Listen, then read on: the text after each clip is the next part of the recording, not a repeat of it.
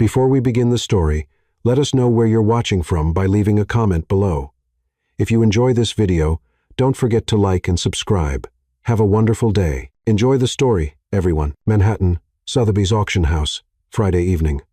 The autumn rain drummed against the floor-to-ceiling windows as New York's elite gathered for what was supposed to be a routine evening auction. Crystal chandeliers cast warm light over perfectly coiffed heads and designer gowns, while white-gloved servers moved silently between rows of velvet chairs, refilling champagne flutes and offering imported canapés. Sophie Carter adjusted her vintage Cartier watch, a gift from her late grandmother, and probably the most expensive thing she owned, and double-checked her notes one final time. As a freelance art authentication specialist, she'd built her reputation on being thorough, precise, and brutally honest. Tonight's lot included several pieces she'd personally examined, and she'd flagged concerns about item Sotheby's 47, a supposedly 1,920 seconds impressionist piece titled Garden Dreams. 3 rows ahead, Ethan Brooks fidgeted with his platinum cufflinks, his steel-gray eyes scanning the auction catalog without really seeing it.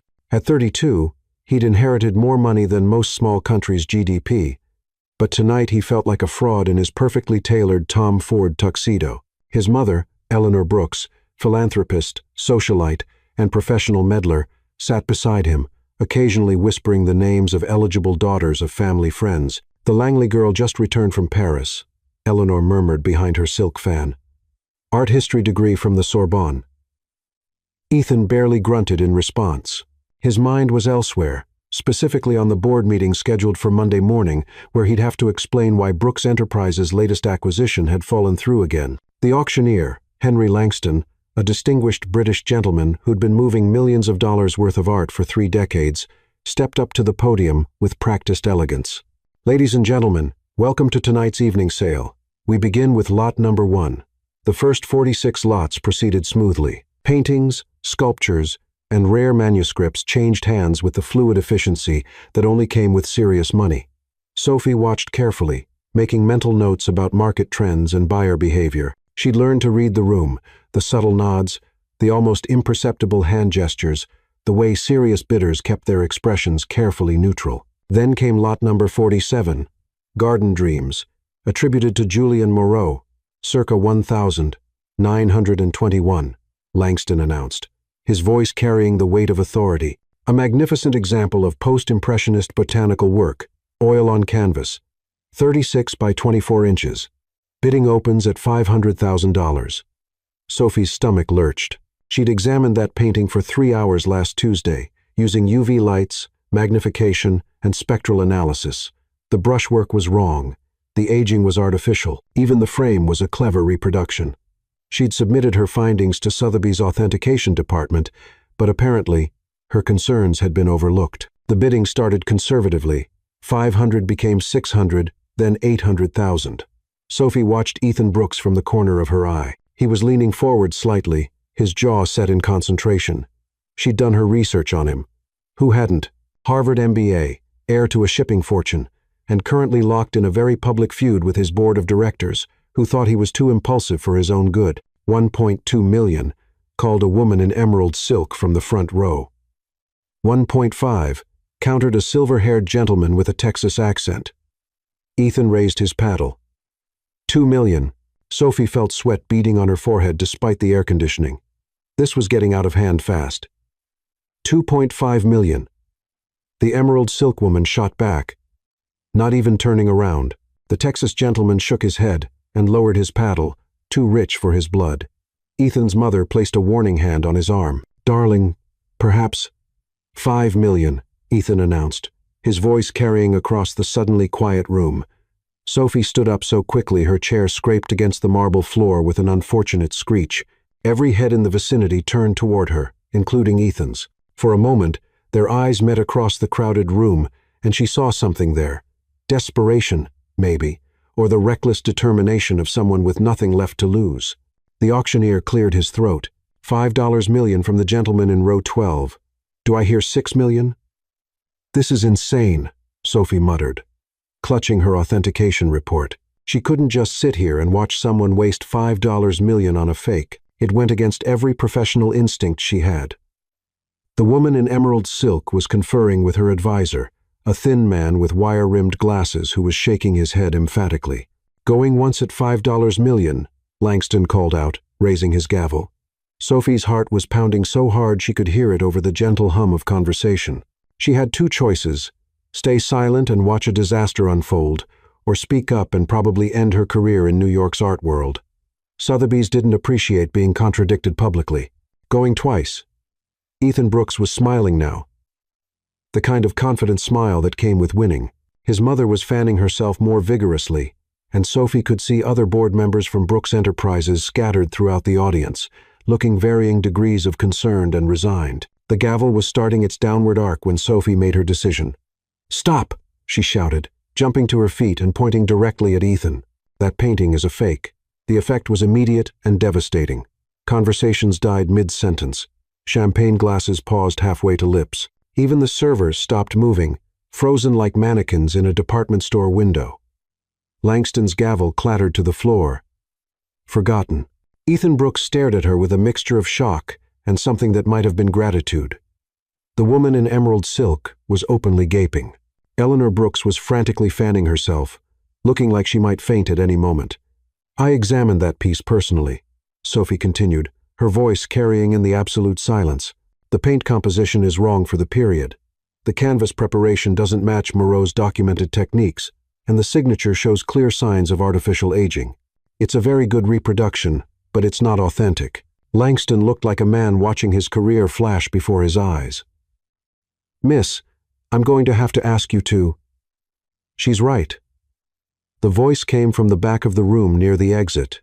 An elderly man with a perfectly groomed white beard stepped forward, using a walking stick that probably cost more than most people's cars. "Dr. Edward Langley," he announced himself. "I've been collecting Moreau's work for 40 years, and I was Julian's personal friend before he died. That painting is indeed a fake, and a rather obvious one at that." The room erupted.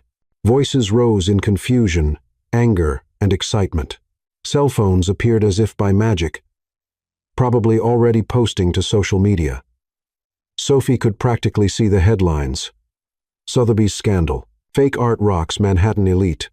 Authentication expert saves millionaire from disaster. In the midst of the chaos, Ethan Brooks was still staring at her, and then, as if the stress and adrenaline and sheer absurdity of the situation had short-circuited his brain, he stood up and said the first thing that popped into his head. "I love you." The words cut through the noise like a knife through butter. Every conversation stopped. Every phone camera turned toward him. Eleanor Brooks made a small whimpering sound and slumped against the woman next to her. Sophie Carter, who had faced down forgery rings, hostile auction houses, and intimidating collectors without flinching, felt her cheeks burn with embarrassment. Of all the possible responses to publicly saving someone from financial disaster, "I love you" had definitely not been on her list of expected outcomes. "You don't even know my name," she managed to say, her voice smaller than she'd intended. "Sophie Carter," Ethan replied immediately.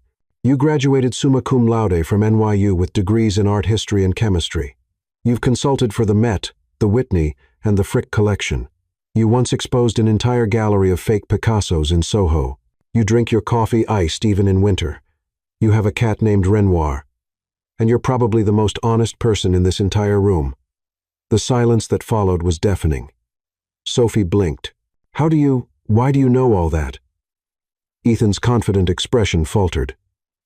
"Because I've been trying to work up the courage to ask you out for 6 months.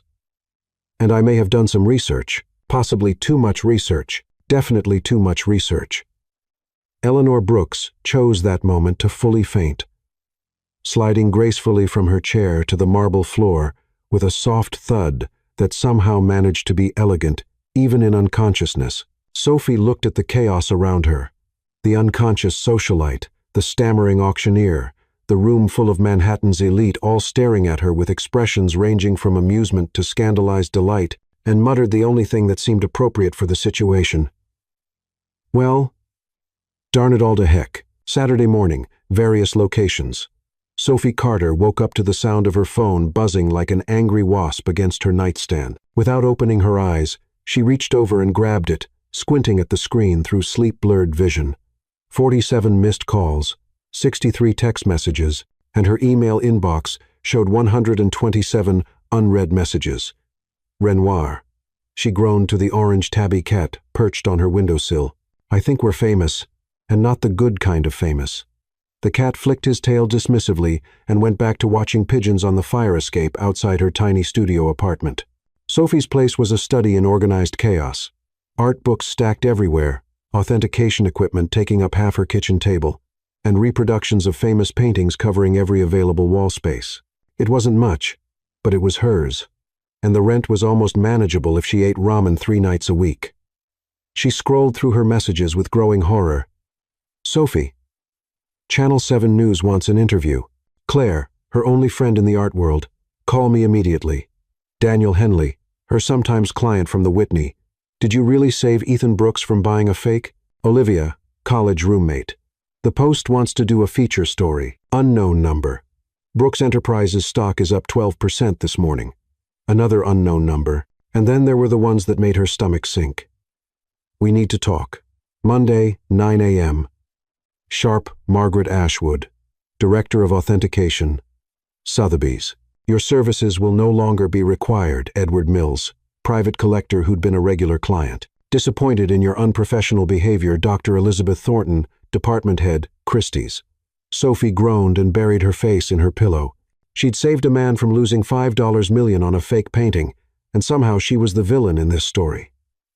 The art world was notoriously insular and unforgiving. Publicly contradicting Sotheby's was like slapping the Pope at Easter Mass. Her phone rang again. This time it was her mother. Sophie Catherine Carter, came the familiar voice from Sacramento. Your father just saw you on the morning news pointing at some man and yelling about art fraud. Are you in some kind of trouble? Hi, Mom. No, I'm not in trouble. I just did my job, sort of. Well, they're saying you embarrassed some very important people, and that this Brooks boy declared his love for you in front of everyone. Honey, is there something you haven't told us? Sophie sat up, running her free hand through her messy brown hair. Trust me, Mom, I had no idea he even knew who I was until last night. It was completely insane.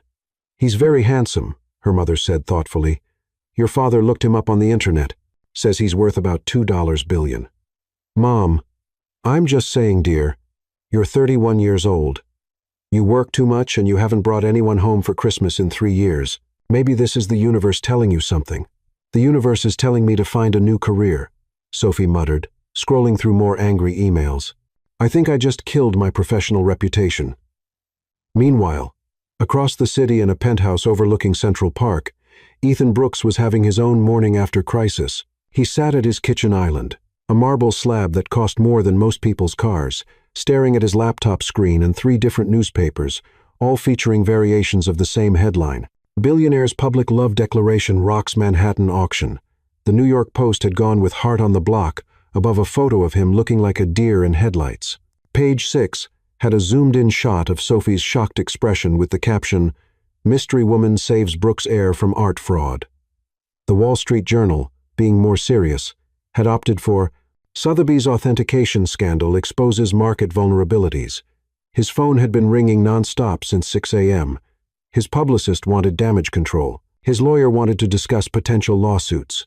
His mother wanted to know if she should plan a wedding or book therapy sessions. And worst of all, his board of directors wanted an emergency meeting to discuss his increasingly erratic behavior. Ethan's younger sister, Lily, breezed into the kitchen wearing yoga pants and an oversized sweater, her blonde hair in a messy bun. At 28, she was the rebel of the Brooks family, an environmental lawyer who drove a hybrid and volunteered at animal shelters on weekends.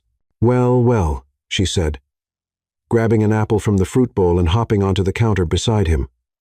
My big brother finally did something interesting. Tell me everything. There's nothing to tell. I had a momentary lapse of judgment and said something incredibly stupid in front of 200 people. You told a complete stranger you loved her after she saved you from buying a fake painting for $5 million, Lily said, taking a bite of her apple.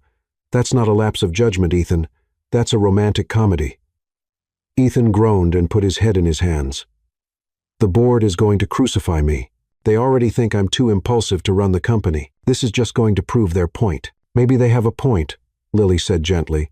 When was the last time you did something because you wanted to, not because it was expected of you? Before Ethan could answer, his housekeeper, Mrs. Liu, knocked on the kitchen door frame. "Mr. Brooks, there are reporters outside the building, and your mother called. She's on her way up." "Perfect," Ethan muttered. "Also," Mrs. Liu continued with a small smile, "there's a delivery for you. Flowers, I think." Lily raised an eyebrow. "Flowers from Sophie?" But when Mrs. Liu returned, she was carrying an enormous arrangement of white lilies with a card that read, "Our deepest condolences on the death of your dignity, the Board of Directors." Lily burst out laughing. Ethan, however, was not amused.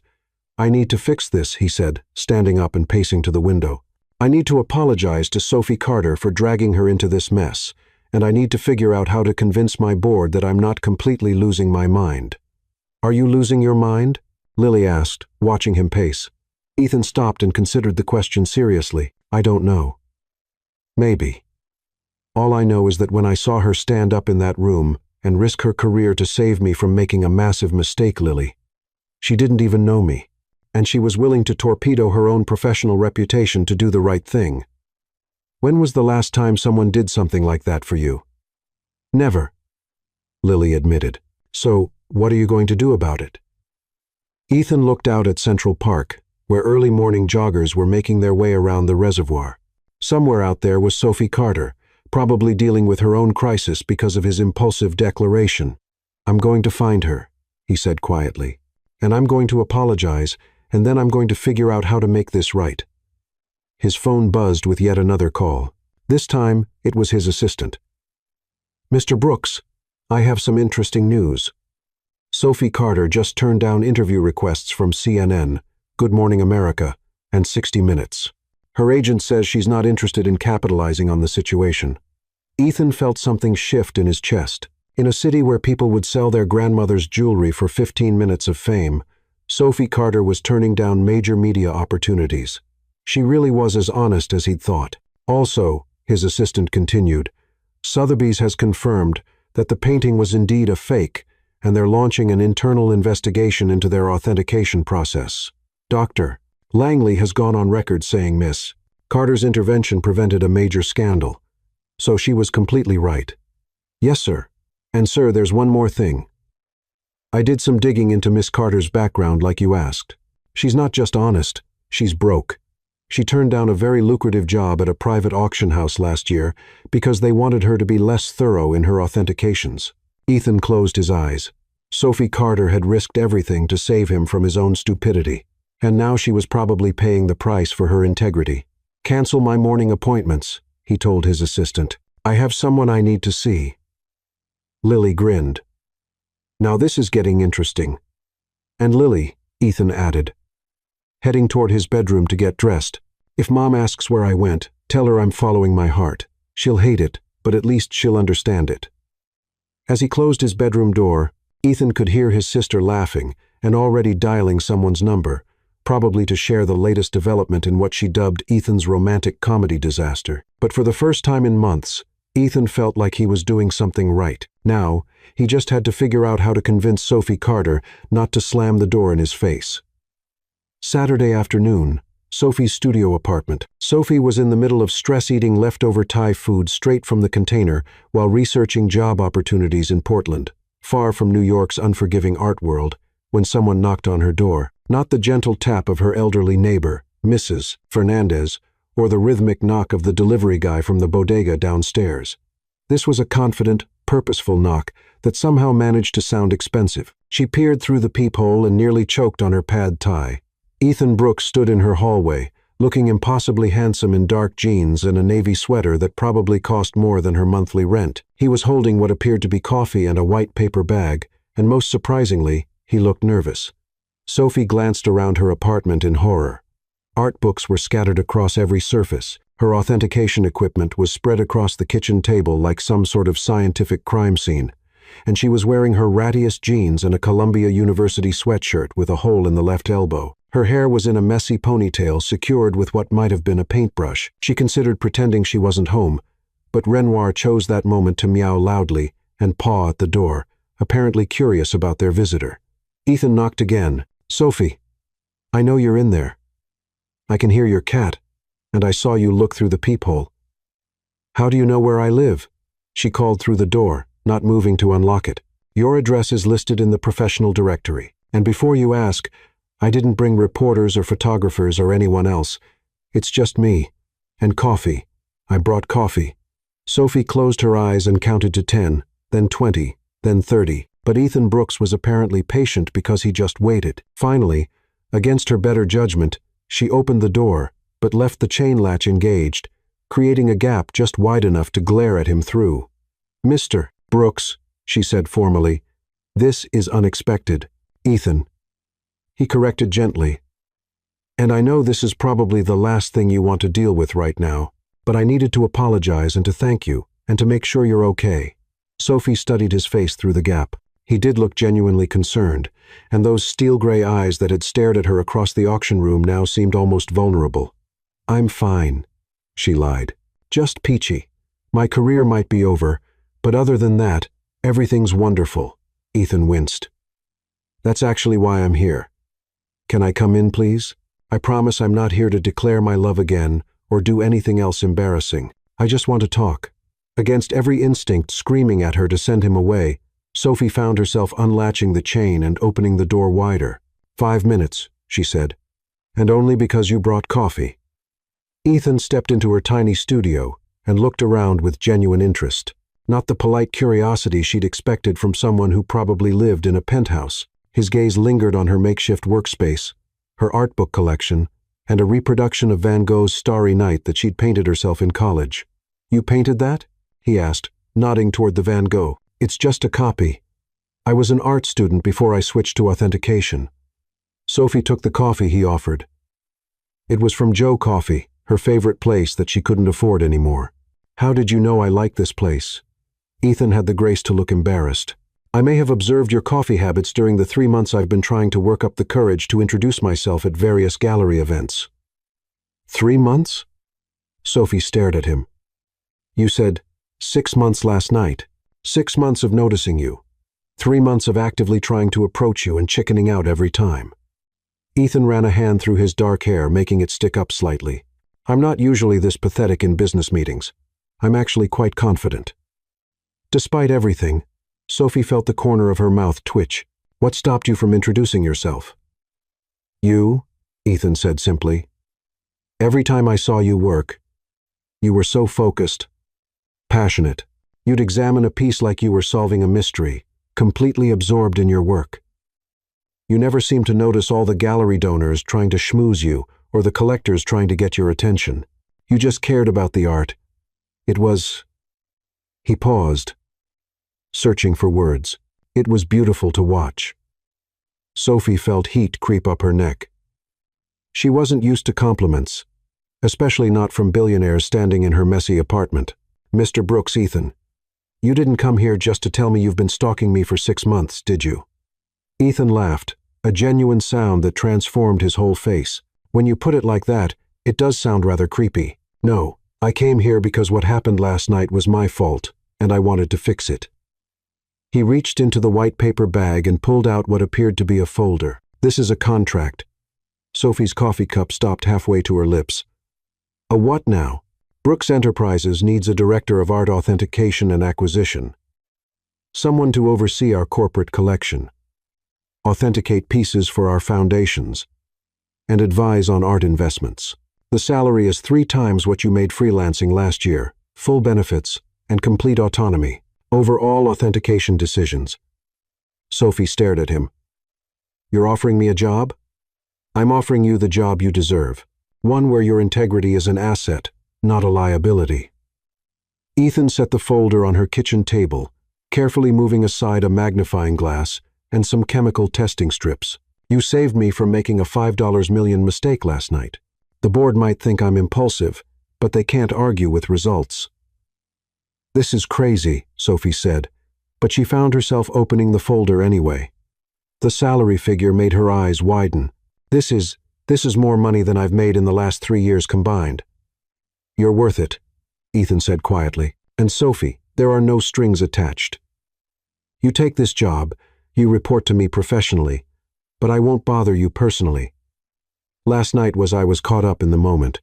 You don't have to worry about me making things awkward." Sophie looked up from the contract. Ethan was standing by her window now, hands in his pockets, watching Renoir investigate his shoes. There was something almost lonely about his posture, despite his confident words. "Why?" she asked. "And don't tell me it's just because I saved you money. You could hire any authentication expert in the world." Ethan was quiet for a long moment, still looking out the window at the view of the building across the street, a far cry from his Central Park panorama. "Because," he said finally, "in a room full of people who would have let me make that mistake just to avoid causing a scene, you stood up and did the right thing. Even though it cost you. In my world, that kind of honesty is rarer than any painting." Sophie felt something flutter in her chest, which was dangerous.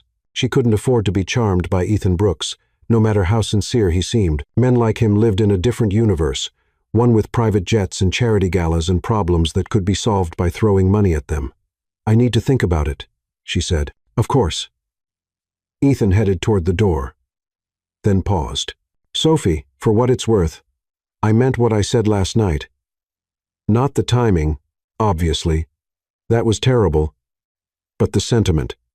He smiled, that same confident smile that had gotten him into trouble at the auction. "I've been half in love with you since the first time I watched you authenticate a Degas with such concentration that you didn't notice the fire alarm going off." "The fire alarm?" Sophie blinked. "That was you at the Frick collection benefit?" "I always wondered why everyone had evacuated except the security guard and some guy in a tux. Turned out to be a false alarm. Something about the kitchen smoke detectors. But you just kept working, completely oblivious." Ethan's grin widened. "That's when I knew I was in trouble." After he left, Sophie sat on her tiny couch with Renoir purring in her lap and the contract spread out on her coffee table. The job offer was incredible, more than incredible. It would solve all her financial problems and give her the professional respect she'd been craving. But it would also mean working for the man who declared his love for her in front of half of Manhattan's social elite. The man who, despite his obvious wealth and privilege, had somehow managed to make her apartment feel less lonely just by standing in it for 10 minutes. Her phone buzzed with a text from Lily Brooks. Apparently, Ethan's sister had gotten her number somehow. "My brother is an idiot, but he's a well-meaning idiot. Also, he's been driving our entire family crazy, talking about the brilliant woman who authenticates art like she's solving crimes. Just thought you should know, Lily." Sophie stared at the message, then at the contract, then at Renoir, who offered no helpful advice beyond demanding to be fed. "What do you think, Renoir?" she asked. "Should I take a job from a man who's been secretly watching me work for 6 months?" Renoir just purred louder. Through her window, Sophie could see the sun setting over the city, painting the sky in shades of pink and gold that would have made the Impressionists weep. Somewhere out there, Ethan Brooks was probably dealing with his own crisis. Board meetings and family expectations and the weight of a billion-dollar company on his shoulders. And somewhere in between her student loan payments and his corporate responsibilities, something unexpected had sparked to life in a Sotheby's auction room. Sophie picked up the contract and started reading it again. This time, she paid attention to every single detail. Because Ethan Brooks might be impulsive and privileged and completely outside her league. But he was also right about one thing. In her world, honesty was everything, and something told her that despite last night's disaster, he might just be worth the risk.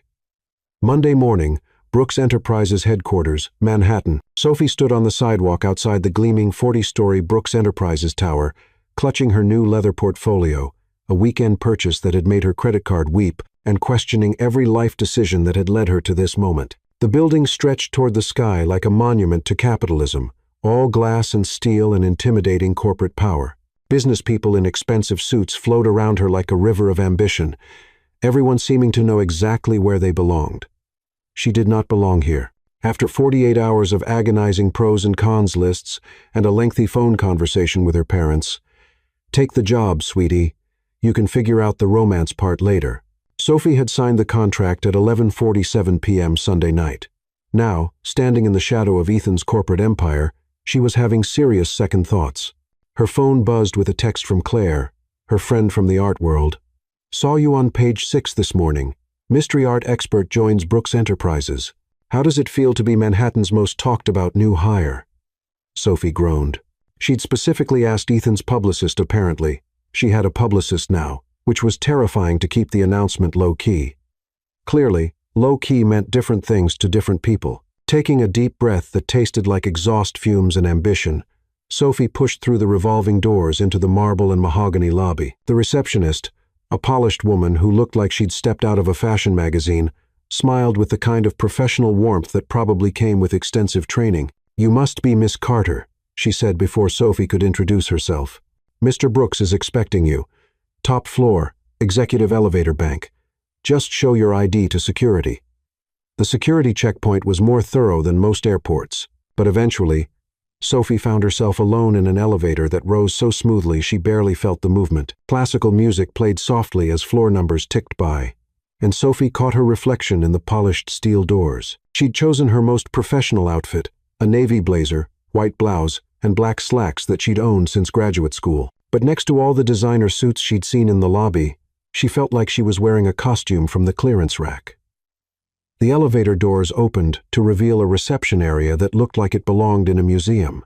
Original paintings lined the walls. She spotted what looked like a genuine Renoir water lily study and nearly stopped breathing. And the furniture was the kind of sleek modern pieces that cost more than cars. Miss Carter. A woman in her 50s approached with a warm smile and an aura of competent authority. "I'm Laura Winters, Mr.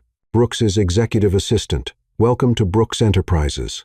Laura led her through a maze of offices and conference rooms, pointing out various departments and explaining the company's structure. Brooks Enterprises, Sophie learned, was more than just a shipping company. They had divisions in real estate, renewable energy technology, and, most relevant to her new position, an extensive philanthropic arm that included several art foundations. "The corporate art collection is housed on floors 37 through 39, Laura explained as they walked.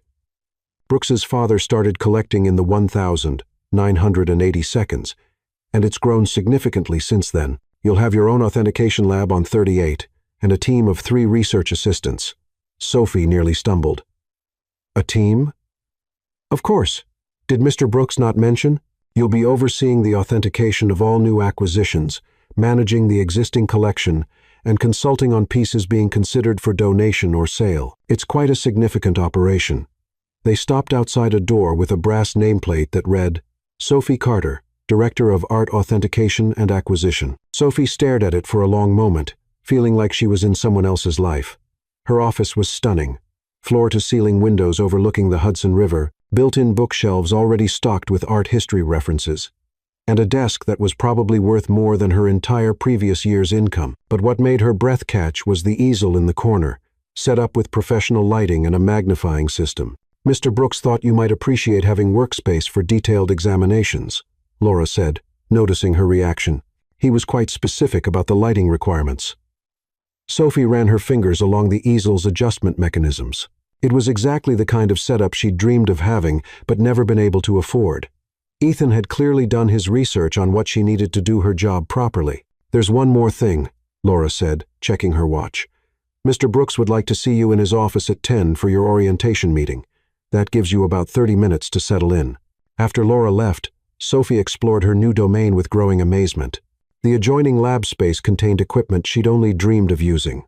Spectral analysis machines, high-resolution cameras, chemical testing stations, and reference libraries that most museums would envy. Everything was state-of-the-art and clearly chosen by someone who understood the technical requirements of art authentication. At exactly 10, she knocked on Ethan's office door. "Come in," came his voice from inside. Ethan's office was impressive but surprisingly personal. Yes, there was the expected massive desk and conference table, the wall of windows with a view that probably cost more per square foot than most people's entire apartments. But there were also family photos scattered around. Ethan with Lily at what looked like a hiking trip, an older couple who were probably his parents at some formal event, and several pictures of what appeared to be company charitable events.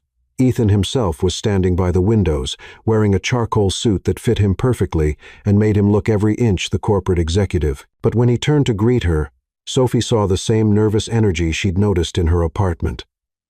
"Sophie," he said, his face lighting up with what seemed like genuine relief. "You came." "Well, I did sign a contract," she said, trying to keep things professional. despite the way her pulse quickened when he smiled at her like that. "How do you like your office?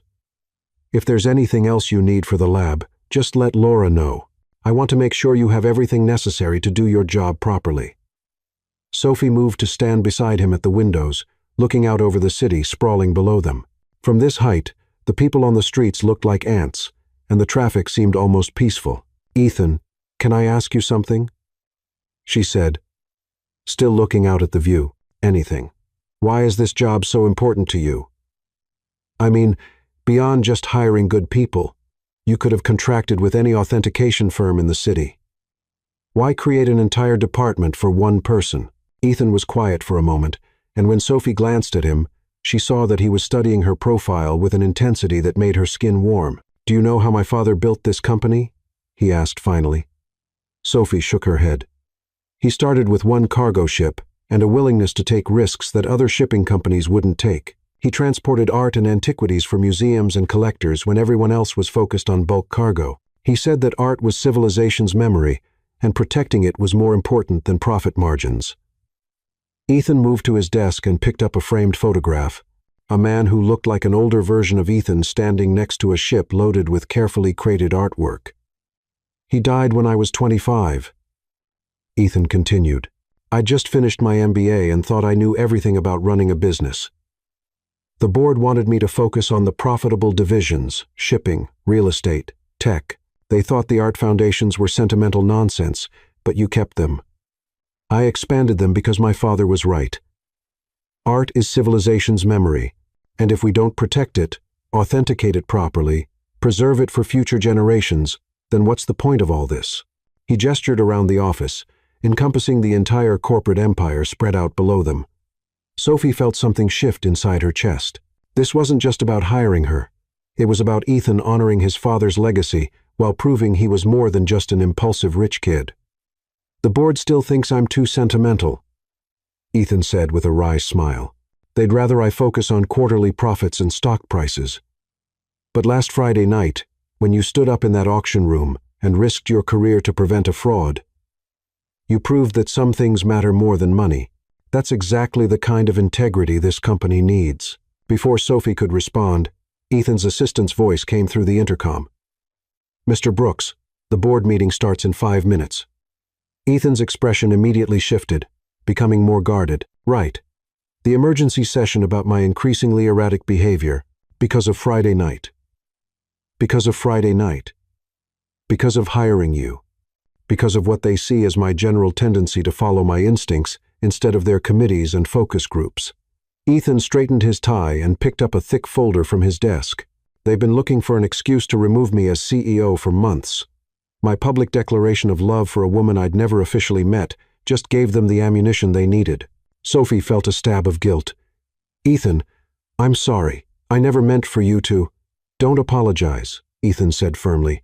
"I meant every word I said Friday night. Maybe not the timing, but the sentiment. And hiring you was the smartest business decision I've made in months, regardless of my personal feelings." He paused at the door, looking back at her with an expression she couldn't quite read. "Sophie, there's something else you should know. The board is going to want to meet you. They're going to question your qualifications, your experience, and probably your motives for taking this job. Some of them think I hired you because of Friday night, not because of your professional abilities."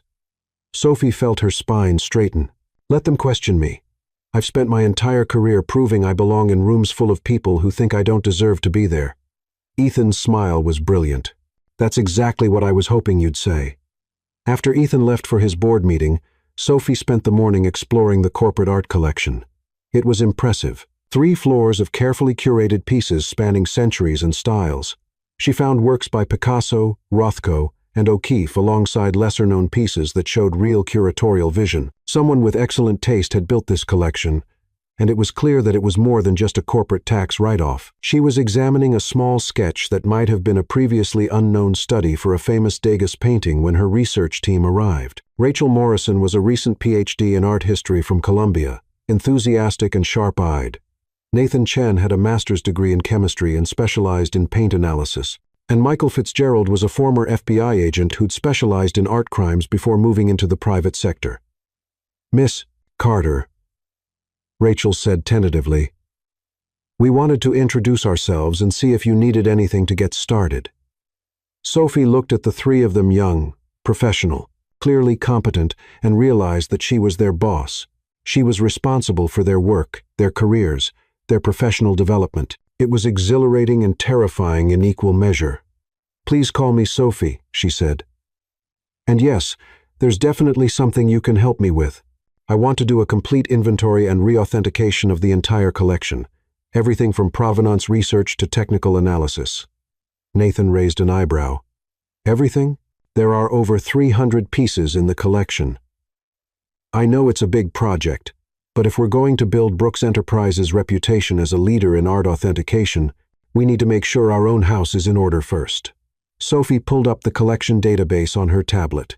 "Besides, I have a feeling that if Ethan's board is looking for reasons to question his judgment, they might start by questioning his recent hire. I want to make sure that when they do, we have data to back up every decision we make." They spent the rest of the morning developing a systematic approach to the inventory project. Sophie found herself energized by the collaborative process. After years of working alone, having a team to bounce ideas off was a luxury she hadn't expected. At noon, Laura appeared with lunch and an update. "The board meeting is still going on, Mr. Brooks asked me to tell you not to wait for him and that he'll catch up with you later this afternoon." Sophie ate her sandwich while reviewing provenance documents for a supposedly 18th century landscape, but her mind kept drifting to Ethan facing down his board of directors. She could imagine him in that conference room, defending his decisions with the same passionate conviction he'd shown when talking about his father's legacy. Around 2, Lily Brooks appeared in Sophie's doorway, wearing jeans and a blazer that somehow managed to look both casual and professional. "I hope you don't mind the intrusion," Lily said, glancing around the office with obvious approval. "I wanted to welcome you to the family business and see how you were settling in." "It's beautiful," Sophie said honestly, "though I'm still not entirely sure I belong here." Lily laughed, settling into one of the chairs across from Sophie's desk. "Trust me, half the people in this building feel the same way. Corporate environments can be intimidating, especially when you're used to working independently. Ethan mentioned you're an environmental lawyer. Environmental law and corporate responsibility. I work with the Brooks Foundation on sustainability initiatives." Lily's expression grew more serious. "Sophie, can I be direct with you about something?" Sophie nodded, though she braced herself for whatever was coming. "My brother has been different since Friday night. Happier, I think, more focused. For months, he's been going through the motions, showing up to meetings, making decisions, but not really engaged with any of it. The board has been pushing him to be more conservative, more traditional, and it's been slowly killing his enthusiasm for the company." Lily leaned forward in her chair. "But hiring you, creating this position, it's the first time in months that I've seen him excited about something. And from what I can tell, you're exactly what this place needs. Someone who cares more about doing the right thing than about politics or profit margins. Lily, I need you to know that I didn't take this job because of what happened Friday night. I took it because it's an incredible opportunity and because Ethan convinced me that he's serious about building something meaningful here." "I know that," Lily said with a smile, "and I think Ethan knows that too, even if he's too nervous to trust it completely. But Sophie, the board doesn't know that, and some of them are going to try to use your appointment as evidence that Ethan isn't thinking clearly."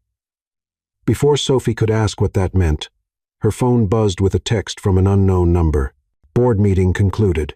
We need to talk. My office, 3 p.m. Ethan." Sophie showed the message to Lily, who winced. "That doesn't sound good," Lily said. "No," Sophie agreed, checking her watch. "It really doesn't." As Lily left, Sophie tried to focus on her work, but her mind kept spinning with possibilities. Had the board decided to fire Ethan? Had they demanded he rescind her job offer? Had they found some way to use Friday night's incident to justify more drastic action? At exactly 3, Sophie knocked on Ethan's office door again. This time, when he called for her to come in, his voice sounded strained. Ethan was standing behind his desk, still in his suit, but with his tie loosened and his hair slightly mussed, as if he'd been running his hands through it. His expression was carefully neutral, but Sophie could see tension in the set of his shoulders. "How was the board meeting?" she asked, settling into the chair across from his desk. Ethan was quiet for a long moment, staring out the window at the afternoon sun reflecting off the surrounding buildings. "They want to meet you," he said finally. "Tomorrow morning, 9 a.m. Full board presentation about your qualifications, your vision for the art authentication department, and your plans for integrating with the company's broader strategic goals." Sophie felt her stomach drop. "That sounds like they're looking for reasons to undermine my decision to hire you."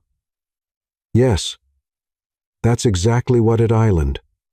Ethan finally looked at her, and Sophie saw frustration and something that might have been fear in his expression. "Sophie, I need you to know that this isn't about your qualifications. You're overqualified for this position, and anyone with half a brain can see that. This is about the board's perception that I'm making decisions based on emotion rather than logic. Because you hired the woman you declared your love for. Because I hired the woman I declared my love for without consulting them first. Yes." Ethan sat down heavily in his chair. "The truth is, they've been looking for an excuse to question my leadership for months. My father ran this company by instinct and intuition, but the board wants data and committee approval for every decision. They think I'm too much like him." Sophie studied his face, seeing the weight of expectation and legacy pressing down on him. "Ethan, do you want me to resign? If my being here is making things harder for you?" "No," Ethan said immediately, leaning forward in his chair. "Sophie, no, don't even think about that. What I want is for you to walk into that boardroom tomorrow morning and show them exactly why I hired you. Show them that you're not just qualified, you're essential. Show them that art authentication isn't just about preventing fraud. It's about preserving cultural heritage and building the company's reputation as a leader in ethical business practices." Sophie felt a flutter of nerves mixed with determination. "And if I can't convince them?" Ethan's smile was rueful but determined. "Then we'll both be looking for new jobs by Friday." Outside Ethan's office windows, the sun was beginning to set over Manhattan, painting the sky in shades of gold and amber. Somewhere in the city below, people were heading home from work, worrying about normal things like dinner plans and weekend activities.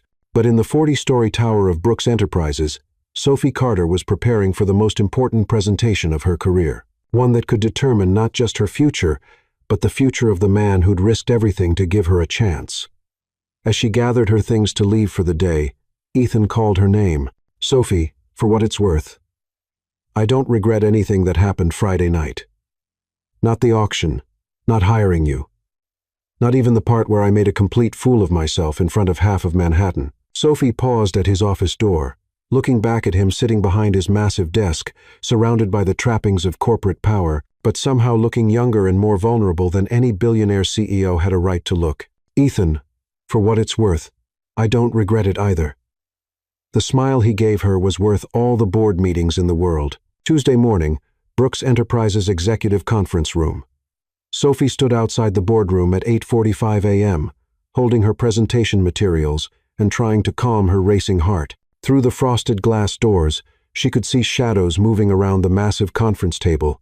12 board members who held Ethan's professional future in their hands, and now hers as well. She'd spent most of the previous evening preparing with help from an unexpected source. Lily had shown up at her apartment around 7, with takeout Chinese food and insider knowledge about each board member's personality, background, and potential concerns. Helen Ramsey is the toughest, Lily had warned while they spread presentation notes across Sophie's tiny kitchen table. She's been on the board since Dad died, and she thinks Ethan is too young and too emotional to run the company. She'll ask the hardest questions, but if you win her over, the others will follow. "What about William Liu?" Sophie had asked, scanning her notes about the board's composition. Uncle William not actually related, but Dad's oldest friend. He founded Lou Williams Financial Group and basically taught Ethan everything he knows about business strategy. He's fair, but practical. Show him solid numbers and clear ROI projections, and he'll support you. Now, standing outside the boardroom in her best black suit, borrowed from Lily, who was apparently the same size and had much better taste in professional wear, Sophie reviewed her strategy one more time. She'd structured her presentation around 3 key points: the financial value of proper art authentication, Brooks Enterprises' opportunity to become an industry leader in ethical collecting practices, and the long-term reputational benefits of having world-class expertise in-house. The boardroom doors opened, and Laura Winters appeared. "They're ready for you, miss? Carter," she said with an encouraging smile. "Remember, you belong here." Sophie entered the room and immediately understood why corporate executives found board meetings intimidating. The conference room was designed to impress and intimidate in equal measure.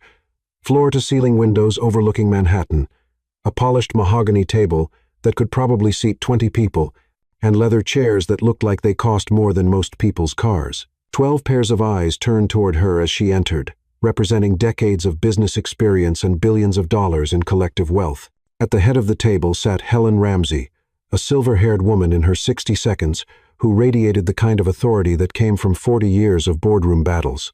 To her right was William Liu, distinguished and alert, studying Sophie with obvious curiosity. The other board members represented a mix of ages, backgrounds, and specialties: finance, real estate, shipping, technology, but they all shared the same expression of polite skepticism. Ethan sat at the opposite end of the table from Helen, and when Sophie caught his eye, he gave her the slightest nod of encouragement. Lily was seated along the sidewall in one of the observer chairs, officially there as a foundation representative, but clearly providing moral support. "Miss Carter," Helen said, her voice carrying the crisp authority of someone accustomed to being obeyed. "Please have a seat. We appreciate you taking the time to meet with us this morning." Sophie settled into the chair at the center of the table, directly across from where Ethan Saturday. She placed her presentation materials in front of her and looked around the room, making eye contact with each board member. "Thank you for having me," she said, pleased that her voice sounded steadier than she felt. "I'm excited to share my vision for Brooks Enterprises' art authentication program and how it can contribute to the company's broader strategic goals." "Before we begin," interrupted a thin man with wire-rimmed glasses whom Sophie recognized as Charles Whitmore, the company's chief financial officer, "I think we should address the elephant in the room. Miss Carter, are you aware that your appointment has generated significant media attention? Much of it focused on the unusual circumstances under which you met Mr. Brooks." Sophie had been expecting this question, but it still felt like a punch to the gut. Around the table, she could see various expressions, some sympathetic, others calculating, and a few that looked openly hostile. "I'm aware of the media coverage," Sophie said carefully. "I'm also aware that some people might question whether my professional qualifications were the primary factor in my hiring. I hope that by the end of this presentation, you'll agree that my credentials speak for themselves." Helen leaned forward slightly. "Miss Carter, you have an impressive academic background and excellent references from several prestigious institutions. However, you've never run a corporate department before, never managed a team, and never worked within a large organization's structure. What makes you think you can handle the responsibilities of this position?" Sophie had anticipated this question too, and she answered with confidence. "You're absolutely right that I haven't worked in a corporate environment before, but I have managed complex projects involving multiple stakeholders, tight deadlines, and high-value assets. When I authenticated the Langley collection for the Metropolitan Museum last year, I coordinated with curators, insurance companies, legal teams, and international shipping specialists to verify and catalog over 200 pieces worth a combined value of $50 million. The project came in under budget and ahead of schedule." She opened her portfolio and pulled out a bound report. "I've prepared a detailed analysis of how those same project management skills will translate to Brooks Enterprises' needs. More importantly, I've identified several areas where our authentication program can generate direct revenue and cost savings for the company." William Liu looked intrigued. "Revenue generation? How so?" Sophie stood and moved to the room's presentation screen, connecting her laptop with practiced efficiency. Her first slide appeared, a clean, professional layout with the Brooks Enterprises logo and the title, "Art Authentication as Strategic Business Advantage." Brooks Enterprises currently maintains insurance on your corporate art collection valued at approximately $80 million, Sophie began, clicking to her next slide, which showed a breakdown of the collection's assessed value. "However, my preliminary review suggests that several pieces may be significantly undervalued, while others might be overinsured based on questionable attributions." She clicked again, and a detailed analysis appeared. "For example, there's a small landscape in the 37th floor conference room that's currently insured as a minor 19th century work worth approximately $50,000. Based on brushwork analysis and provenance research, I believe it's actually an early study by Winslow Homer, which would make it worth closer to $2 million. Helen's eyebrows rose. You're suggesting we have a $2 million painting that we didn't know about? I'm suggesting we have several pieces that haven't been properly evaluated in years, Sophie corrected. On the flip side, there's a supposed Renoir water lily study in the executive dining room that I suspect is actually a very good period copy. If I'm right, we're paying insurance premiums on a $15 million painting that's actually worth about $50,000. She clicked to the next slide, showing projected cost savings and revenue opportunities.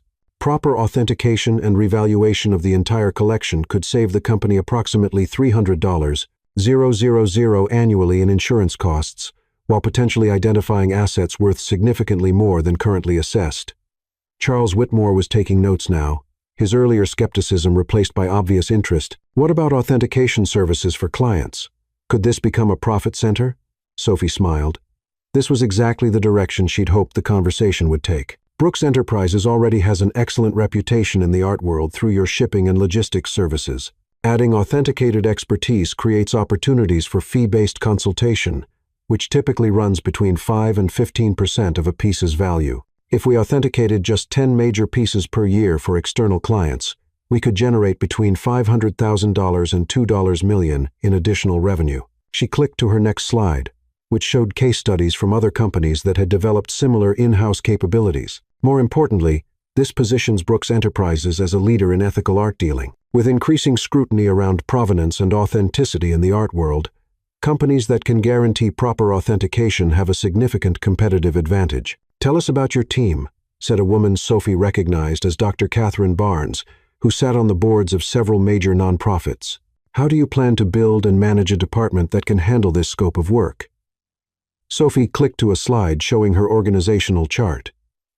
I've already begun working with 3 research specialists: Rachel Morrison, who brings academic expertise in art history; Nathan Chen, who handles technical analysis and paint chemistry; and Michael Fitzgerald, who specializes in provenance research and has extensive experience with art crime investigation.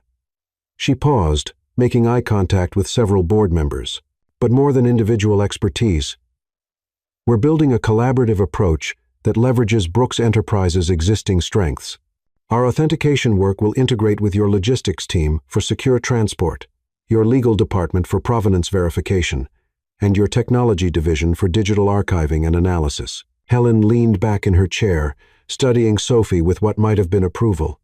You've clearly done your homework, Miss Carter, but let me ask you something more personal. This is a family company built on relationships and trust.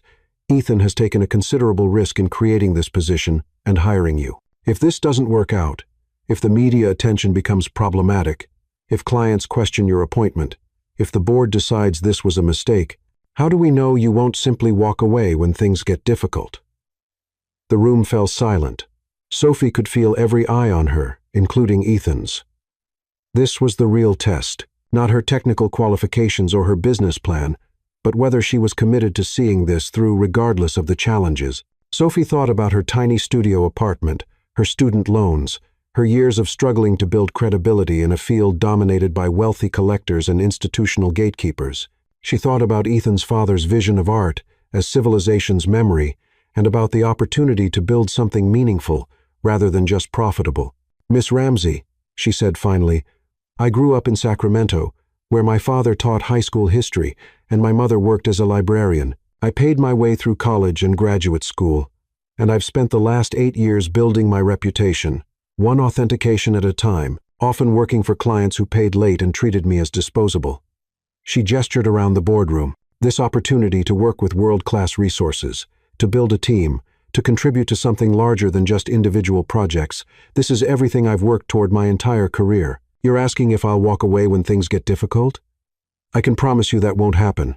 I don't have a trust fund to fall back on or family connections to open doors. This job isn't just an opportunity for me. It's the culmination of everything I've worked for. I'm not going anywhere. The silence that followed was profound. Sophie could hear the subtle hum of the building's ventilation system and the distant sound of traffic 40 floors below.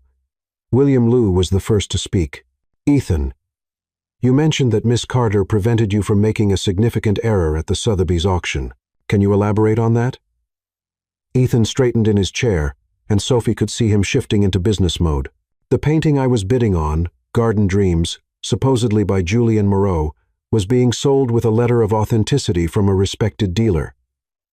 The auction house had approved it for sale. Every expert who had examined it had signed off on its provenance. Sophie identified it as a fake within minutes of seeing it offered for sale. How? Asked Dr. Barnes. Sophie answered before Ethan could. The brushwork was inconsistent with Moreau's documented technique during that period. The paint composition included synthetic pigments that weren't available until the 1,940 seconds, and the aging patterns were artificially induced rather than natural deterioration. Most importantly, Ethan added, Sophie was willing to risk her professional reputation to prevent fraud, even though she had no personal obligation to do so. That kind of integrity is exactly what Brooks Enterprises needs in this role. Helen tapped her pen against her notepad. Miss Carter, if we approve this appointment, what would you say is your primary goal for the first year? 3 things, Sophie said without hesitation. First, complete a comprehensive authentication and revaluation of the existing corporate collection, which will give us a solid foundation and likely generate immediate cost savings. Second, establish Brooks Enterprises as a trusted name in authentication services, which means building relationships with museums, galleries, and private collectors. Third, create systems and protocols that ensure every piece of art associated with this company, whether in our collection, being transported for clients, or donated through the foundations, meets the highest standards of authenticity and ethical provenance. And if you discover that some of our current holdings are problematic, asked Charles Whitmore, forgeries, pieces with questionable provenance, works that might have been looted or stolen. Sophie met his gaze directly. Then we deal with it transparently and ethically. We work with appropriate authorities to return stolen works to their rightful owners. We remove forgeries from the collection, and we use each case as an opportunity to demonstrate Brooks Enterprises' commitment to doing the right thing, even when it's costly. Lily spoke up from her observer chair. Sophie, can you talk about how this fits with the Brooks Foundation's mission and values? Sophie nodded, grateful for the opportunity to address the company's philanthropic work. Art authentication directly supports the Foundation's goal of preserving cultural heritage for future generations. When we ensure that donated works are authentic, we protect the reputation of receiving institutions. When we identify and return stolen artifacts, we help heal historical wounds. When we educate people about proper authentication, we help prevent future fraud. She clicked to her final slide, which showed a timeline for implementing her proposed programs. More specifically, I'd like to propose that Brooks Enterprises establish an annual authentication fellowship, a program that would bring emerging scholars and conservators to work with our team, providing them with hands-on experience while building relationships with the next generation of art world professionals. Helen looked around the table at her fellow board members, then back at Sophie. Miss Carter, thank you for a very thorough presentation. We'd like to discuss your proposals privately, and we'll have an answer for you by the end of the day. Sophie gathered her materials, shook hands with each board member, and headed for the door. As she reached it, Helen called her name. Miss Carter, off the record. That was impressive.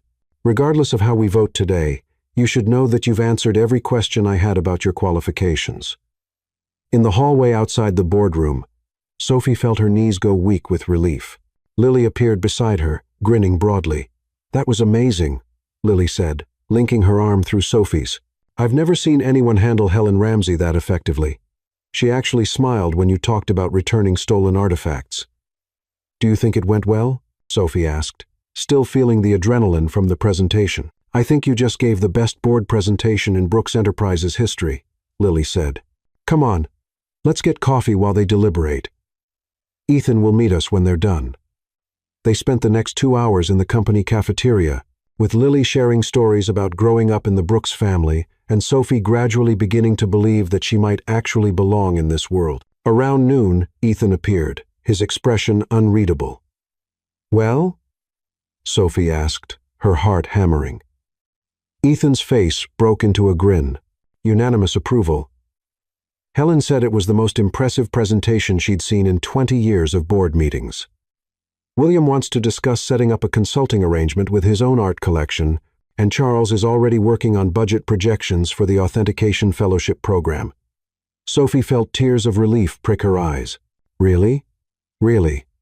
Welcome to Brooks Enterprises, Director Carter, for real this time. Lily cheered and hugged them both. Other employees in the cafeteria looked over curiously, but Sophie didn't care. She'd done it. She'd proven herself in the boardroom and earned her place in Ethan's world through her own merits. But as Ethan's hand lingered on her shoulder during Lily's celebratory hug, Sophie realized that the hardest part might still be ahead of her, because now that the professional questions were settled, she had to figure out what to do about the personal ones, starting with the fact that she was definitely, completely, and probably hopelessly falling for her boss. Later that afternoon, Sophie was in her office reviewing authentication protocols when Ethan knocked on her door. "Got a minute?" he asked. "Always," Sophie said, gesturing for him to sit down. Instead, Ethan walked to her windows, looking out at the Manhattan skyline with an expression she couldn't quite read. "Sophie, I need to tell you something," he said finally. "This morning before the board meeting, Helen Ramsey cornered me in my office."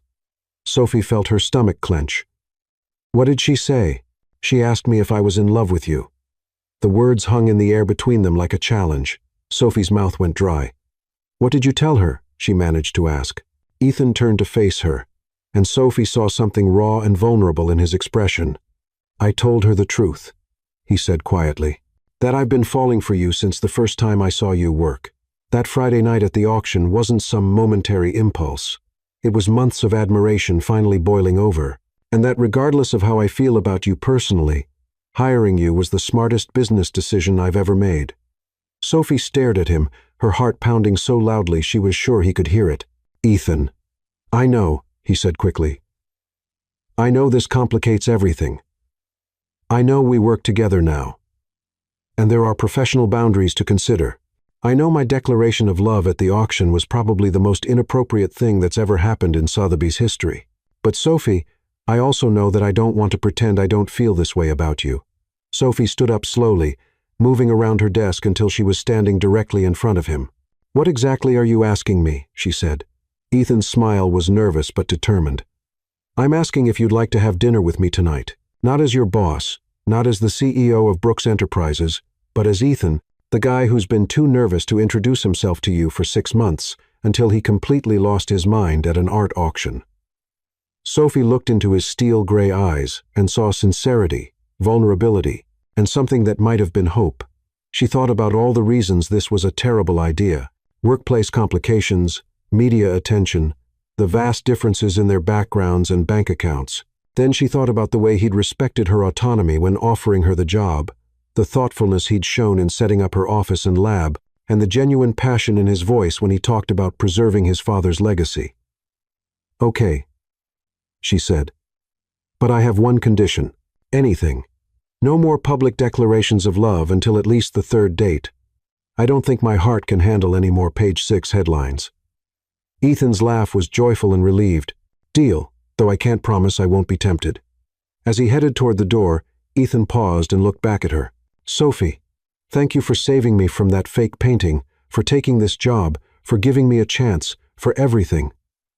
After he left, Sophie sat in her beautiful office, looking out at the view of Manhattan that was now part of her daily life, and marveled at how completely her world had changed in the space of 5 days. Friday night, she'd been a struggling freelancer, eating leftover Thai food in a studio apartment. Now, she was the director of art authentication for a billion-dollar company, with a team, a lab, and apparently a date with one of New York's most eligible bachelors. More importantly, she'd proven to herself, and to a boardroom full of skeptics, that she belonged here not because of chance or charity, but because of her own talent and determination. Her phone buzzed with a text from her mother.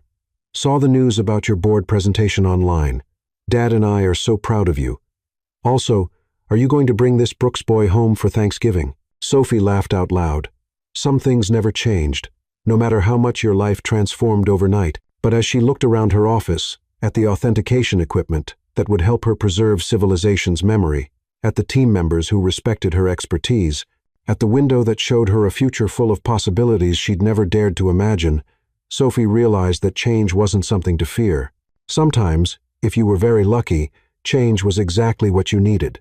3 months later, various locations in Manhattan, Sophie Carter had gotten used to many things in the 3 months since she'd started working at Brooks Enterprises. She'd grown accustomed to her morning routine of riding the elevator to the 40th floor while sipping coffee that didn't come from a bodega. She'd adapted to having a team of researchers who actually listened to her ideas and implemented them with enthusiasm. She'd even learned to navigate the complex social dynamics of corporate life, where a casual comment in the elevator could influence budget decisions and where lunch invitations were often political strategy disguised as friendship. What she hadn't gotten used to was being in love with Ethan Brooks. Not that she'd admitted it out loud, not to Lily, who asked probing questions during their weekly coffee dates. Not to her parents, who called every Sunday wanting updates on her young man. And definitely not to Ethan himself, who had been the perfect gentleman for 3 months of carefully planned dates that managed to avoid paparazzi while still being impossibly romantic. Their first official date had been dinner at a small Italian restaurant in the village that Ethan had rented out entirely just so they could eat linguine and talk about art history without photographers lurking behind potted plants. Their second date had been a private tour of the Frick collection after hours, where Ethan had arranged for them to examine the authentication records of several famous pieces while sharing a bottle of wine that probably cost more than Sophie's monthly rent used to be. By their 7th date, a helicopter ride over Manhattan that ended with a picnic in Central Park, Sophie had realized she was in serious trouble. Ethan Brooks wasn't just handsome and wealthy and charming. He was genuinely kind, intellectually curious, and passionate about things that mattered. He remembered her favorite coffee order, asked thoughtful questions about her work, and somehow managed to make her feel like the most interesting person in any room they entered together. The problem was that their relationship existed in a carefully constructed bubble. At work, they maintained strict professional boundaries. Ethan was Mr. Brooks, she was Director Carter, and their interactions were limited to authentication reports, budget meetings, and the occasional strategic planning session. Outside of work, they went to places where privacy was guaranteed and media attention was minimal. They'd managed to keep their relationship out of the tabloids for 3 months, but Sophie was starting to feel like they were living in a fairy tale that couldn't last forever. The bubble burst on a Tuesday morning in December when Helen Ramsey knocked on Sophie's office door with an expression that meant business. "Sophie," Helen said, settling into the chair across from Sophie's desk with the authority of someone who'd been making executive decisions since before Sophie was born, "we need to talk."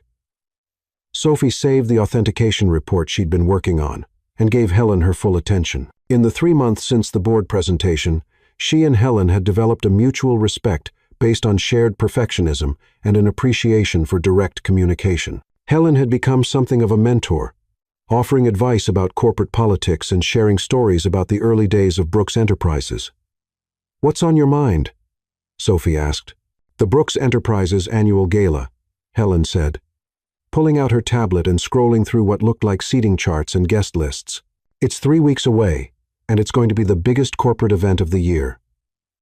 500 guests, including every major collector on the East Coast, representatives from a dozen museums, and enough media coverage to make the Met Gala look like a private dinner party."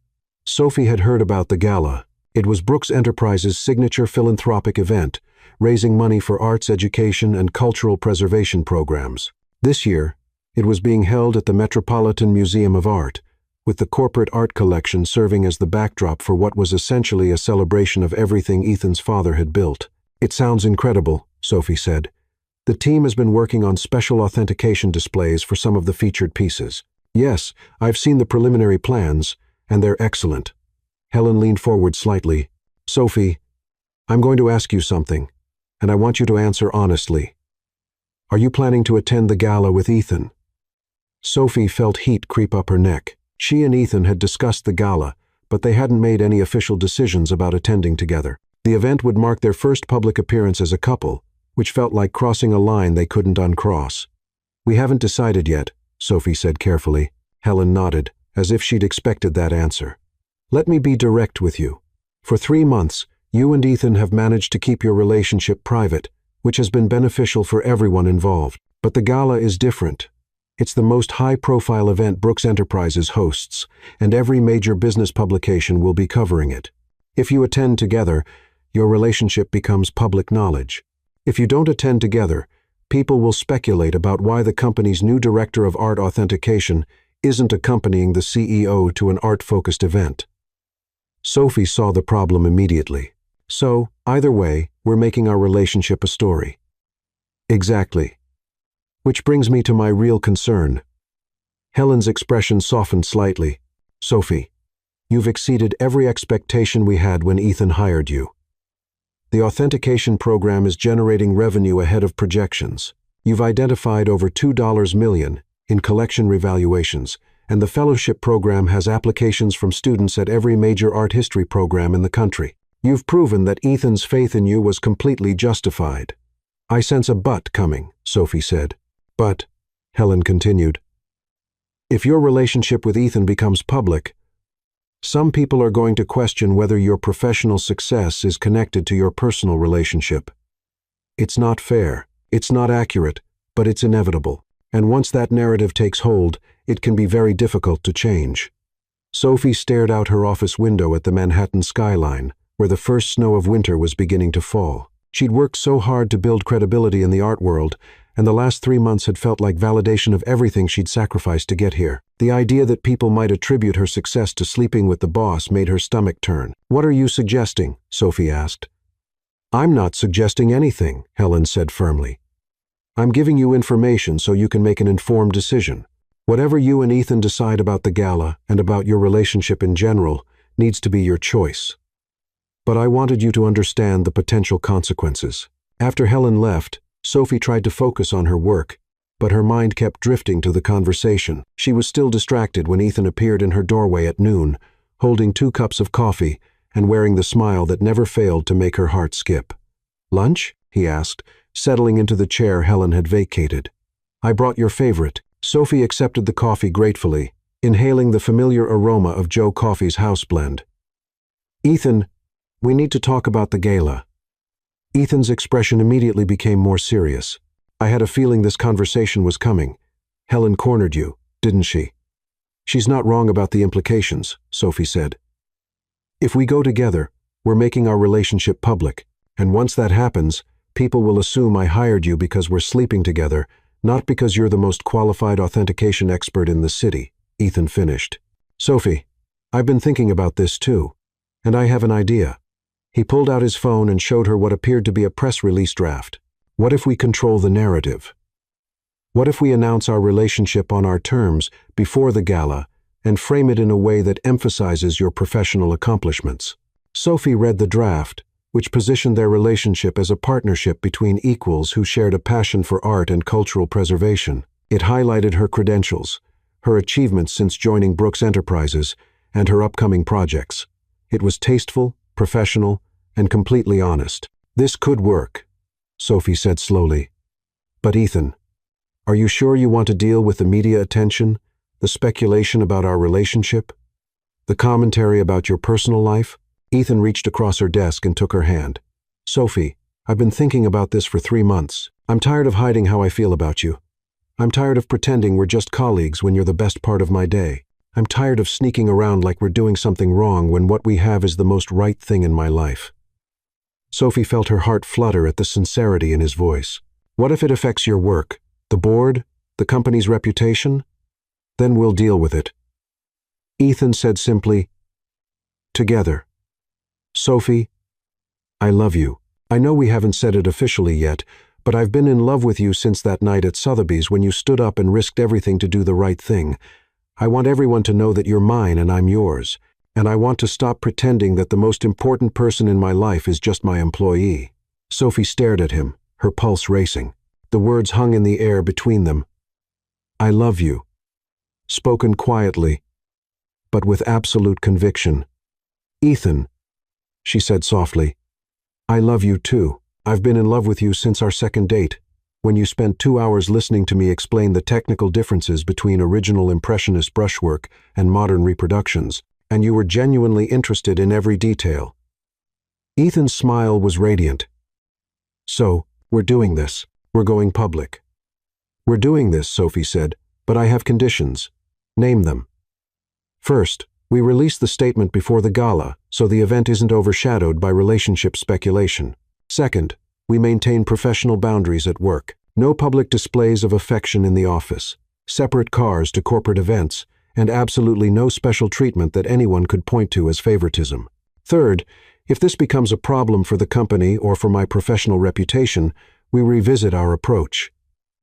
Ethan nodded seriously. "Agreed on all counts. Anything else?" Sophie grinned. "Yes, if you're going to be my official boyfriend, I need to meet the rest of your family. Lily doesn't count because she basically adopted me already. I want to meet your mother properly, your extended family, and anyone else who's going to have opinions about your choice in girlfriends." Ethan laughed. "Sophie, are you sure you're ready for that? My mother is still recovering from the fact that I declared my love for a stranger at an art auction. Meeting my girlfriend officially might send her into planning overdrive. I can handle Eleanor Brooks," Sophie said with confidence she didn't entirely feel. "Besides, if we're going to do this, we're going to do it right." The press release went out that Friday afternoon, strategically timed for the weekend news cycle. Sophie spent the weekend fielding congratulatory calls from friends, family, and professional contacts while trying not to obsess over the media coverage. The response was surprisingly positive. The Wall Street Journal ran a piece about corporate romance done right, highlighting how Sophie and Ethan had maintained professional boundaries while building their relationship. Art and Antiques magazine featured a profile of Sophie that focused on her professional achievements and her vision for ethical authentication practices. Even Page 6, which had started the whole media frenzy, ran a relatively respectful piece about Manhattan's newest power couple. The real test came on Monday morning when Sophie walked into Brooks Enterprises for the first time as Ethan Brooks's officially acknowledged girlfriend. She'd expected awkward stares, whispered conversations, and the general discomfort that comes when private lives become public knowledge. Instead, she found a bouquet of flowers on her desk from the authentication team, congratulating her and Ethan on making their relationship official. Laura Winters stopped by with coffee and a knowing smile, mentioning that Ethan had been insufferably happy all weekend. Even Helen Ramsey sent a brief email. "Well handled. Looking forward to the gala." The Brooks family dinner was scheduled for the following Sunday at Eleanor Brooks's Upper East Side townhouse. Sophie spent the week preparing like she was studying for finals, researching the family's history, reviewing current events that might come up in conversation, and asking Lily for advice about everything from appropriate attire to topics to avoid. "Just be yourself," Lily said during their Thursday coffee date. "Mom is going to love you because Ethan loves you, and because you make him happy in a way we haven't seen in years." "What if she thinks I'm not good enough for him?" Sophie asked, voicing the fear that had been keeping her awake at night. Lily laughed. "Sophie, you saved my brother from financial disaster, built a successful corporate program in 3 months, and convinced the most skeptical board of directors in Manhattan to approve $1 million budget for art authentication. If you're not good enough for Ethan, then Nobody Island, Sunday evening, found Sophie standing outside the Brooks family townhouse, wearing a navy dress that Lily had helped her select, and holding a bottle of wine that Ethan had assured her was appropriate but not trying too hard. The townhouse was everything she'd expected. Elegant, historic, and probably worth more than most small towns' entire tax base. Ethan answered the door himself, looking handsome in dark slacks and a cashmere sweater that brought out his eyes. "Ready for this?" he asked, taking her coat. "As ready as anyone can be for meeting their billionaire boyfriend's family," Sophie replied, which made Ethan laugh.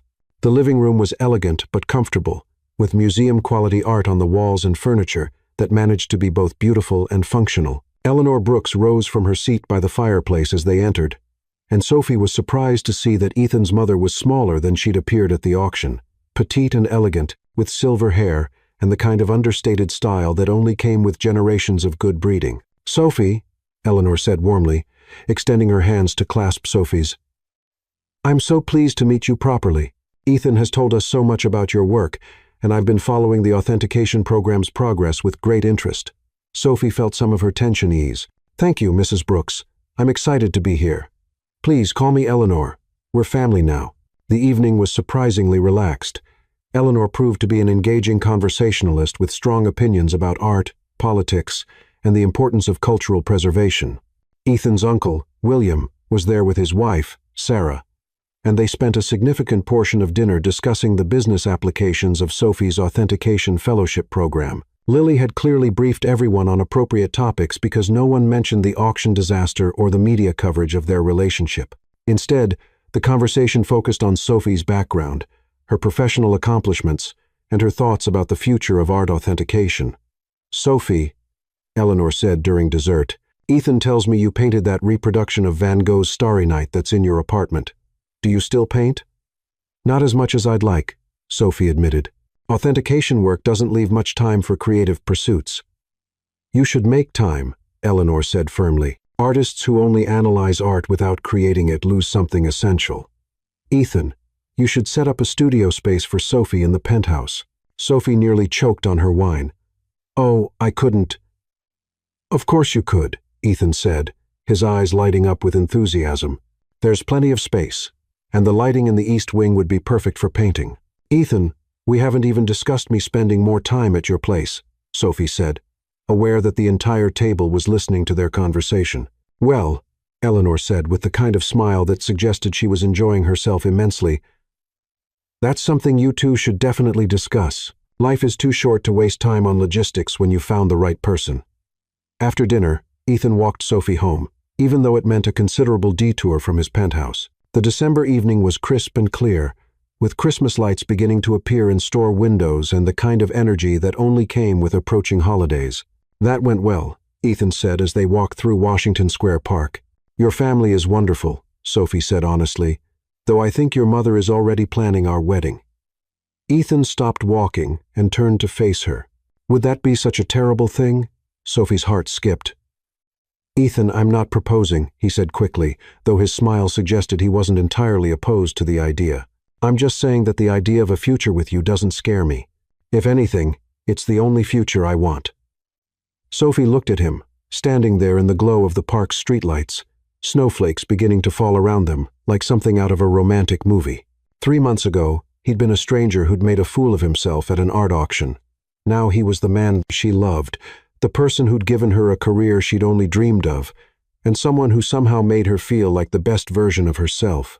"Ethan Brooks," she said, stepping closer to him. "Are you trying to sweep me off my feet in Washington Square Park?" "Is it working?" he asked, wrapping his arms around her. "It's working," Sophie said, standing on her tiptoes to kiss him. "Though I should warn you that I'm not easy to sweep. I'm practical, stubborn, and I have strong opinions about everything from art authentication to coffee brewing methods." "I know," Ethan said, kissing her back.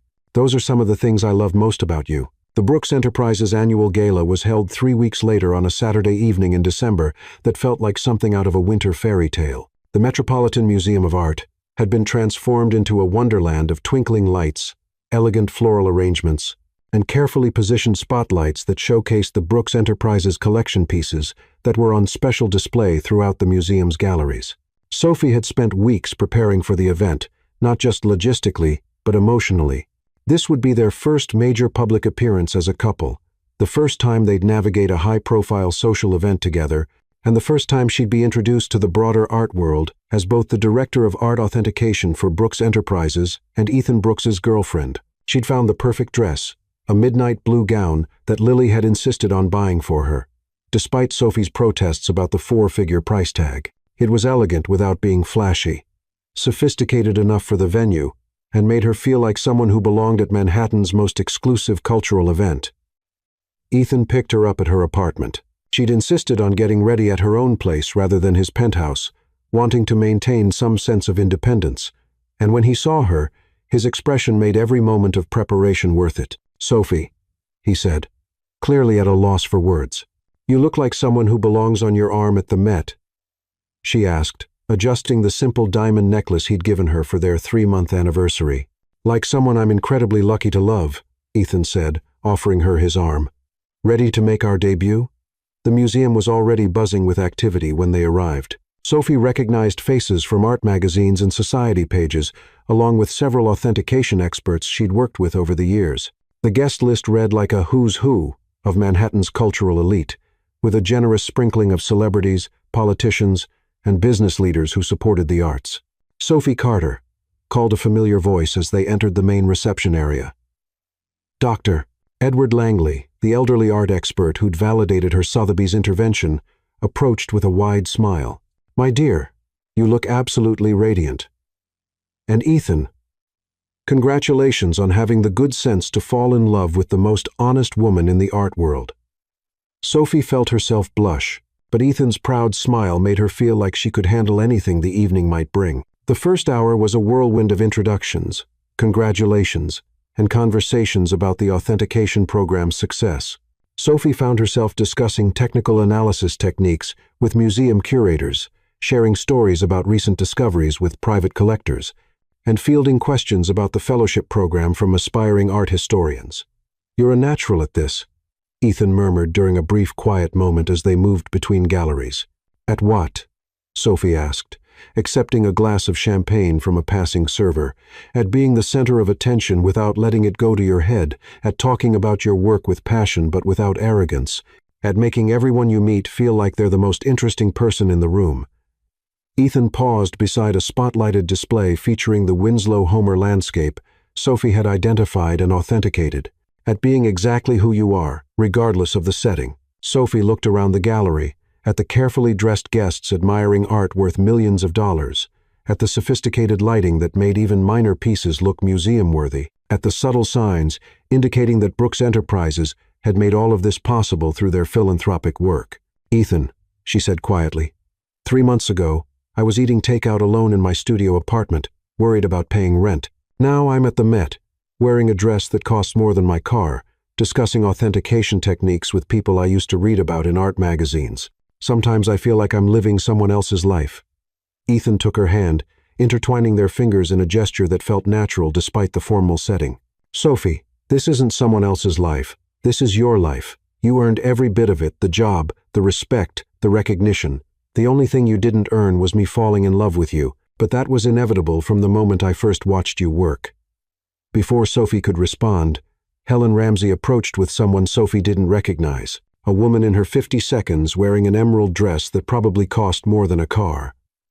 "Sophie, Ethan," Helen said with a kind of smile that suggested good news. "I'd like you to meet Dr. Margaret Whitfield from the Smithsonian Institution.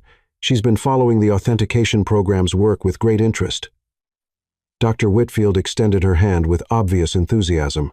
"Miss Carter, I've been hoping to meet you all evening. We've been watching your authentication techniques, particularly your work on the Moreau attribution that prevented the Sotheby's incident. We're currently reviewing our own authentication protocols, and we'd love to discuss a potential consulting arrangement." Sophie felt a thrill of professional pride. The Smithsonian wanted to work with her not because she was dating Ethan Brooks, but because of her professional reputation. "I'd be honored to discuss it," Sophie said. "The authentication program is always looking for opportunities to collaborate with institutions that share our commitment to scholarly accuracy." As Dr. Whitfield moved on to mingle with other guests, Helen squeezed Sophie's arm. "You see, this is why we knew Ethan's instincts were right about you. Your professional reputation is standing entirely on its own merits." The evening continued with a formal dinner, speeches about the importance of arts education, and an auction of donated pieces that raised over $2 million for the Brooks Foundation's cultural preservation programs. Sophie found herself at the head table, seated between Ethan and a prominent museum director, who spent most of dinner picking her brain about emerging trends in art authentication technology. During the dessert course, Ethan stood to make a speech about the Foundation's work and the importance of supporting emerging scholars in the arts. Sophie watched him command the attention of 500 guests with easy confidence, speaking passionately about his father's legacy and the company's commitment to cultural preservation. Finally, Ethan said, his gaze finding Sophie's across the crowded room, "I want to thank someone who embodies everything our authentication program stands for. 3 months ago, Sophie Carter risked her professional reputation to prevent a fraud that could have cost not just money, but credibility for everyone involved in that transaction. Since joining Brooks Enterprises, she's built a program that's already becoming a model for ethical authentication practices throughout the industry." The room erupted in applause, and Sophie felt tears prick her eyes as Ethan continued. "But more than that, Sophie has reminded all of us why this work matters. Art isn't just about beauty or investment value. It's about preserving the stories that define our civilization and ensuring that those stories are authentic, that they're told honestly, that they're protected for future generations. That's work worth doing, regardless of the cost." Ethan raised his champagne glass, and 500 guests followed suit. "To Sophie Carter, and to the principle that some things matter more than profit margins." The toast was thunderous, and Sophie felt overwhelmed by the recognition, the respect, and the genuine affection she saw in the faces around her. But mostly she felt overwhelmed by the love she saw in Ethan's eyes as he looked at her from the podium. After the formal program ended, guests moved back to the galleries for dancing and continued conversation. Sophie found herself separated from Ethan by well-wishers and professional contacts, but she could see him across the room, equally surrounded by people wanting to discuss business or simply congratulate him on the evening's success. "Sophie," called a voice behind her. She turned to find Charles Whitmore, the CFO, who'd been skeptical during her board presentation. "Charles," she said warmly, "I hope you're enjoying the evening." "Very much, Sophie. I wanted to apologize for my questions during your board presentation. I was concerned about the financial implications of creating your position, but I have to admit that you've exceeded every projection we discussed." Sophie smiled. "No apology necessary. You were doing your job, making sure the company's resources were being used wisely. I respect that.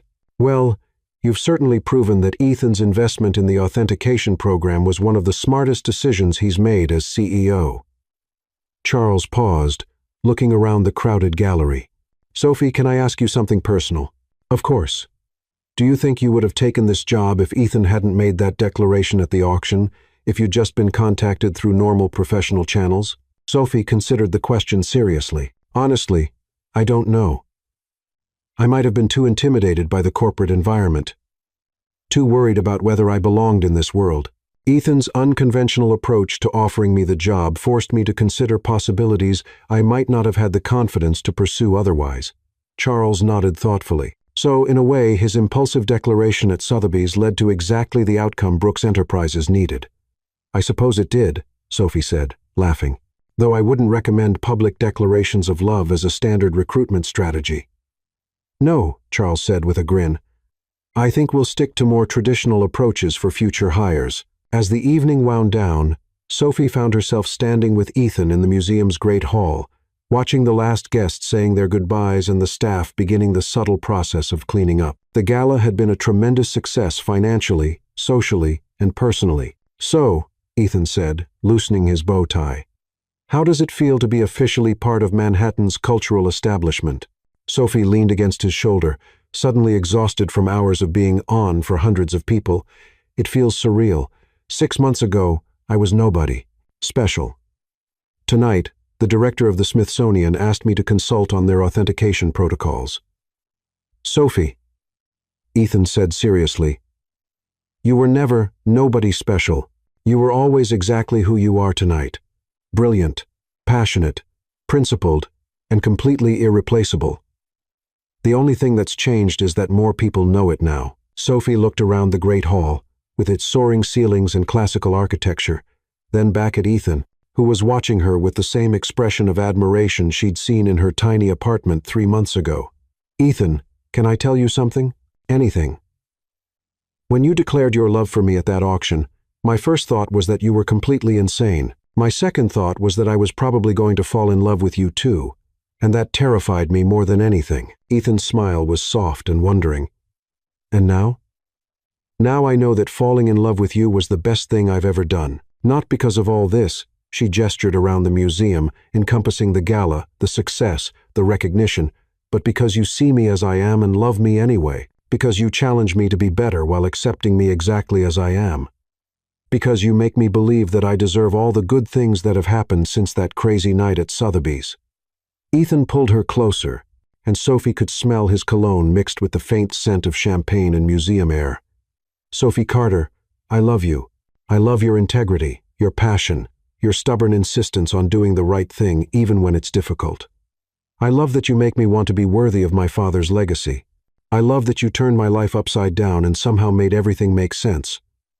They kissed in the great hall of the Metropolitan Museum of Art, surrounded by priceless works of art and the lingering magic of an evening that had cemented both their professional partnership and their personal future.